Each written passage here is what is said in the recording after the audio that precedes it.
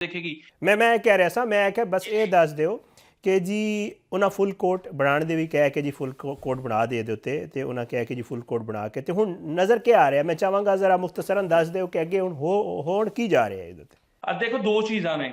ਮੇਰੀ ਜਿਹੜੀ ਅੰਡਰਸਟੈਂਡਿੰਗ ਹੈ ਨਾ ਨਾਕਸ ਜੀ ਕਾਨੂੰਨੀ ਰਾਏ, ਉਹਦੇ ਮੁਤਾਬਿਕ ਤੇ ਸਰ ਇਹ ਹੈ ਕਿ ਲਾਹੌਰ ਹਾਈ ਕੋਰਟ ਜਿਹੜਾ ਨਾ, ਇਹਨੂੰ ਜਿਹੜਾ ਐਕਟ ਆਫ ਪਾਰਲੀਮੈਂਟ ਹੈ ਨਾ, ਇਹਨੂੰ ਕਾਲਅਦਮ ਮੁਕੰਮਲ ਤੌਰ ਤੇ ਉਡਾ ਨਹੀਂ ਸਕਦਾ, ਕਰਾਰ ਦੇ ਕੇ ਇਹਨੂੰ ਉਡਾ ਨਹੀਂ ਸਕਦਾ, ਮੁਕੰਮਲ ਸਟ੍ਰਾਈਕ ਡਾਊਨ ਨਹੀਂ ਕਰ ਸਕਦਾ। ਕਿਉਂ ਨਹੀਂ ਕਰ ਸਕਦਾ?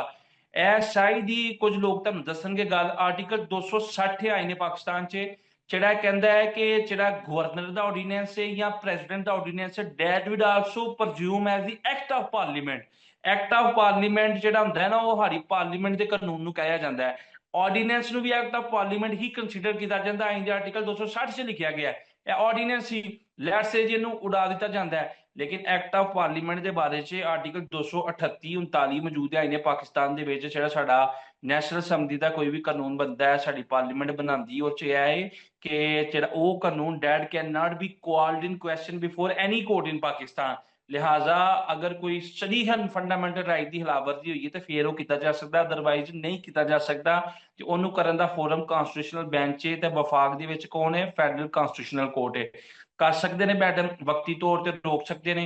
ਇਸ ਤੋਂ ਪਹਿਲੇ ਜਦੋਂ 27ਵੀਂ ਐਨੀ ਤਰਮੀਮ ਪਾਸ ਨਹੀਂ ਸੀ ਹੋਈ, ਉਦੋਂ ਇਹਨਾਂ ਕੋਲ ਕਹਿੰਦੇ ਸਨ ਕਿ 199 ਚ ਡਿਵਾਈਨਸ ਪਾਵਰ ਨੇ। ਡਿਵਾਈਨਸ ਪਾਵਰ ਤੁਸੀਂ ਅੰਡਰਸਟੈਂਡ ਕਰਦੇ, ਕੁਦਰਤੀ ਤਾਕਤਾਂ ਦਿੱਤੀਆਂ ਗਈਆਂ ਨੇ ਕਿ ਹਰ ਕੰਮ ਕਰ ਸਕਦੇ ਨੇ। ਲੇਕਿਨ ਸਰ 27ਵੀਂ ਤਰਮੀਮ ਪਾਸ ਹੋਣ ਤੋਂ ਬਾਅਦ ਤੁਸੀਂ ਅੰਡਰਸਟੈਂਡ ਕਰੋ, ਜਿਹੜੀ ਬਾਰ-ਬਾਰ ਵਕੀਲ ਹਜ਼ਰਾਤ ਗੱਲ ਕਰਦੇ ਨੇ, ਸਾਡੀ ਕਮਿਊਨਿਟੀ ਗੱਲ ਕਰਦੀ ਕਿ ਜੁਡੀਸ਼ਰੀ ਕੰਪਰੋਮਾਈਜ਼ ਹੋਈ ਹੈ 26ਵੀਂ ਤੇ 27ਵੀਂ ਐਨੀ ਤਰਮੀਮ ਦੇ ਬਾਅਦ। ਉਹਨਾਂ ਦੀ ਰਿਜ਼ਰਵੇਸ਼ਨ ਨੇ, ਲੋਕਾਂ ਦਾ ਕਹਿਣਾ ਹੈ ਸਾਡੀ ਕਮਿਊਨਿਟੀ ਦੇ ਕਿ ਜੁਡੀਸ਼ਰੀ ਕੰਪਰੋਮਾਈਜ਼ ਹੋਈ ਹੈ। तो सम हो सानू लगता भी कि मामला तो होते हैं कंप्रोमाइज। लेकिन चीफ जस्टिस साहबा ने बड़ी अच्छी गल की है कि जुडिशरी कंप्रोमाइज नहीं होनी चाहिए। साडा मनना है कि बिल्कुल 1% कंप्रोमाइज नहीं होनी चाहिए।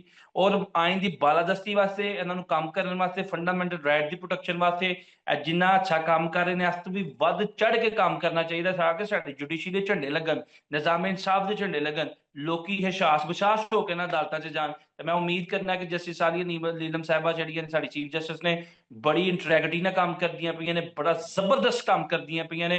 और शायद ही साढ़े चंद एक जज ने जिन्हां दी इन्नी अच्छी क्रेडिबिलिटी है, जिन्हां दी इन्नी अच्छी कॉम्पिटेंस लैवल कंसीडर किया जाता है, कोई कंट्रोवर्सीज उन्हां दी जात नाल अटैच नहीं।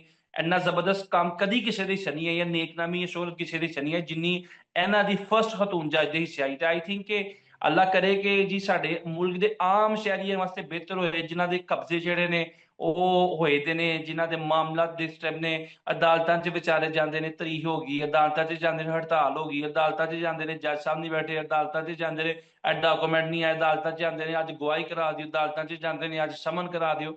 ਮੈਂ ਕਹਿੰਦਾ ਯਾਰ, ਇੱਕ ਮਾੜੇ ਬੰਦੇ ਨੂੰ ਇਨਸਾਫ ਵੀ ਦਿਓ ਜਿਹੜਾ ਅਦਾਲਤਾਂ 'ਚ ਜਾਂਦਾ। ਦੇਖੋ ਹਸਪਤਾਲ ਤੁਸੀਂ ਜਾਂਦੇ ਹੋ, ਤੁਹਾਨੂੰ ਕੋਈ ਬੰਦਾ ਐਮਰਜੈਂਸੀ 'ਚ ਘੰਟਾ ਵੇਟ ਕਰਵਾ ਦੇ।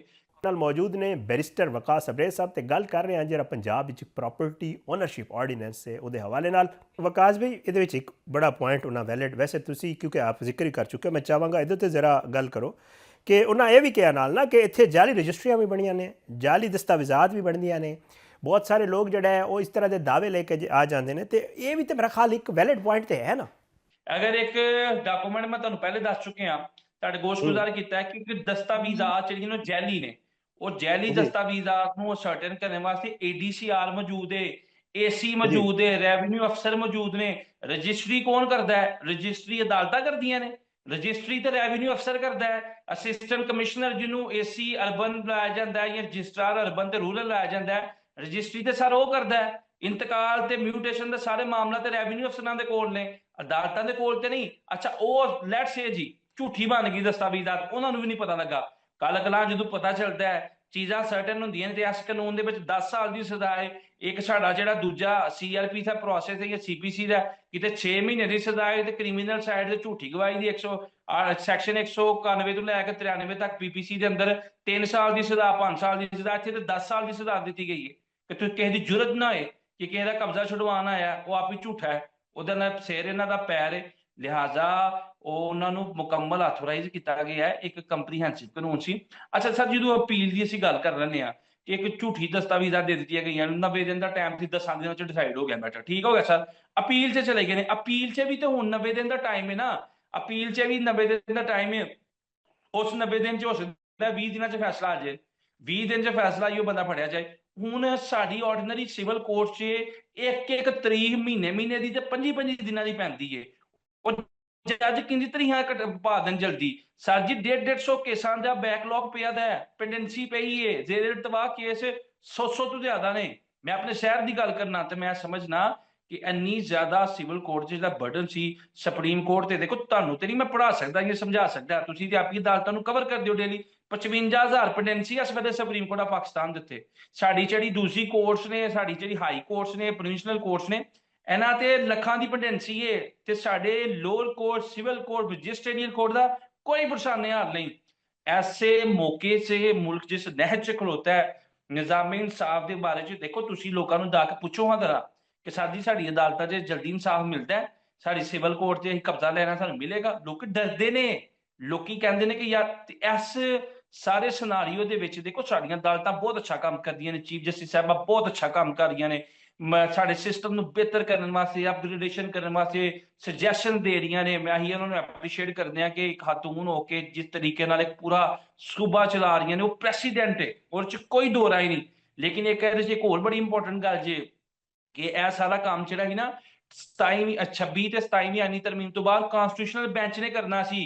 ਜਿਸ ਤਰ੍ਹਾਂ ਸਾਡੀ ਸੁਪਰੀਮ ਕੋਰਟ ਆਫ ਪਾਕਿਸਤਾਨ 184(3) ਦੇ ਥੱਲੇ ਕੁਝ ਚੀਜ਼ ਨਹੀਂ ਦੇਖ ਸਕਦੀ, ਕੋਈ ਕਾਨੂੰਨ ਨਲੀਫਾਈ ਨਹੀਂ ਕਰ ਸਕਦੀ, जुडिशियल रिव्यू नहीं लै सकती, शो मोटो नहीं लै सकती। वो किन्ने करना है? 175 ਦੇ ਥੱਲੇ ਆ ਗਏ ਨਾ, BCD ਦੇ ਅੰਦਰ 175 2 3 4 ਦੇ ਅੰਦਰ ਕੀ ਚੀਜ਼ ਆਈਆਂ ਨੇ ਕਿ ਫੈਡਰਲ ਕਨਸਟੀਟਿਊਸ਼ਨ ਕੋਰਟ ਦੇਖੇਗੀ ਕਿ ਇੱਕ ਕਾਨੂੰਨ ਜਿਹੜਾ ਆਇਨ ਦੇ ਮੁਤਸਾਦਮ ਹੈ, ਲੋਕਾਂ ਦੇ ਬੁਨਿਆਦੀ ਹਕੂਕ ਦੇ ਮੁਤਸਾਦਮ ਹੈ, ਉਹ ਚ ਫਲਾਂ ਚੀਜ਼, ਉਹ ਚ ਫਲਾਂ ਚੀਜ਼ ਨਹੀਂ, ਉਹਨੂੰ ਕਿੰਨੇ ਨਲੀਫਾਈ ਕਰਨਾ ਹੈ? ਸੁਪਰੀਮ ਕੋਰਟ ਨੇ? ਨਹੀਂ, ਉਹ ਫੈਡਰਲ ਕਨਸਟੀਟਿਊਸ਼ਨਲ ਕੋਰਟ ਨੇ ਕਰਨਾ 27ਵੀਂ ਤਰਮੀਮ ਦੇ ਬਾਅਦ। ਇਸੇ ਤਰ੍ਹਾਂ ਹੀ let's say for the sake of argument ਅਸੀਂ ਜਿਹੜਾ ਹੀ ਗੱਲ ਕਰਨੀ ਹੈ ਪੰਜਾਬ ਦੀ, ਪੰਜਾਬ ਚ ਕਿੰਨੇ ਕਰਨਾ ਹੈ? ਉਹ ਚੀਫ ਜਸਟਿਸ ਸਾਹਿਬਾਂ ਨੇ ਕਰਨਾ? ਨਹੀਂ ਸਰ, ਉਹ ਕਰਨਾ ਹੈ ਕਨਸਟੀਟਿਊਸ਼ਨਲ ਬੈਂਚਿਸ ਨੇ। 27ਵੀਂ ਤਰਮੀਮ ਚ ਲਿਖਿਆ ਗਿਆ ਹੈ ਕਿ 199 ਦੇ ਜਿਹੜੇ ਮਾਮਲਾ ਹੋਣਗੇ ਕਨਸਟੀਟਿਊਸ਼ਨ ਦੀ ਇੰਟਰਪ੍ਰੀਟੇਸ਼ਨ ਦੇ ਬਾਰੇ ਚ, ਕੋਈ ਐਕਟ ਨਲੀਫਾਈ ਕਰਨਾ, ਕੋਈ ਕਾਨੂੰਨ ਨਲੀਫਾਈ ਕਰਨਾ ਹੈ, ਲਿਹਾਜ਼ਾ ਉਹ ਕੌਣ ਕਰੇਗਾ? ਕਨਸਟੀਟਿਊਸ਼ਨਲ ਬੈਂਚ ਕਰੇਗਾ। ਕੌਣ ਬਣਾਏਗਾ ਕਨਸਟੀਟਿਊਸ਼ਨਲ ਬੈਂਚ? ਹਾਈ ਕੋਰਟ ਦੀ ਚੀਫ ਜਸਟਿਸ ਸਾਹਿਬਾਂ ਬਣਾਉਣਗੀਆਂ। ਉਹਨਾਂ ਨੇ ਰਿਕਮੈਂਡੇਸ਼ਨ ਦਿੱਤੀਆਂ ਨੇ ਕਿ ਅਸੀਂ ਲਾਰਜਰ ਬੈਂਚ ਬਣਾਉਂਦੇ ਆ, ਇਹ ਫੁੱਲ ਕੋਰਟ ਬੈਂਚ ਬਣਾਉਂਦੇ ਆ। ਫੁੱਲ ਕੋਰਟ ਤੇ ਸ਼ਾਇਦ ਨਾ ਬਣੇ, ਕੋਈ ਛੁੱਟੀਆਂ 'ਚ ਗਿਆ, ਕੋਈ ਇੱਧਰ ਗਿਆ, ਕੋਈ ਉੱਧਰ ਗਿਆ, ਆਪਣੇ ਮਾਮਲਾਤ ਕਰਨ ਡਿਆ। ਲੇਕਿਨ ਮੇਰਾ ਖਿਆਲ ਹੈ ਲਾਰਜਰ ਬੈਂਚ ਬਣੇਗੀ, ਲਾਰਜੈਸਟ ਬੈਂਚ ਬਣ ਜੇ, ਉਹਨੂੰ ਕਨਸਟੀਟਿਊਸ਼ਨਲ ਬੈਂਚ ਦਾ ਨਾਂ ਦਿੱਤਾ ਜਾਏ। 27ਵੀਂ ਤਰਮੀਮ ਦੇ ਬਾਅਦ ਆਰਟੀਕਲ 202 ਦੇ ਥੱਲੇ ਤਰਮੀਮ ਕੀਤੀ ਗਈ ਹੈ। ਉਹ 199 ਦੀ ਜਿਹੜੀ ਰਿਟ ਹੈ ਕਨਸਟੀਟਿਊਸ਼ਨਲ ਮੈਟਰ ਦੀ, ਉਹ ਹਾਈ ਕੋਰਟ ਨੇ ਨਹੀਂ ਦੇਖਣੀ, ਉਹ ਕਨਸਟੀਟਿਊਸ਼ਨਲ ਬੈਂਚ ਨੇ ਦੇਖਣੀ ਹੈ। ਹੁਣ ਸੁਪਰੀਮ ਕੋਰਟ ਹੀ ਤੁਹਾਡੇ ਕਨਸਟੀਟਿਊਸ਼ਨਲ ਮੈਟਰਸ ਦੇਖੇਗੀ ਜਾਂ ਸਾਡੀ ਪਾਰਲੀਮੈਂਟ ਤੋਂ ਰਿਲੇਟਡ ਇਸ਼ੂਜ਼ ਦੇਖੇਗੀ, ਉਹ ਸਾਡੀ ਫੈਡਰਲ ਕਨਸਟੀਟਿਊਸ਼ਨਲ ਕੋਰਟ